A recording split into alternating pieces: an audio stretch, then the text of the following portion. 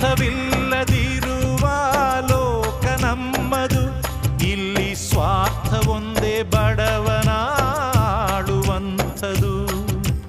ಎಲ್ಲ ಇಲ್ಲಿ ಒಳ್ಳೆಯದು, ಎಲ್ಲ ಕೆಟ್ಟದು, ಬಂದ ಹಾಗೆ ಪಡೆಯೋದೇ ಆ ದೇವರು ಕೊಟ್ಟಿದ್ದು ನಂಬಿಕೆಯೇ.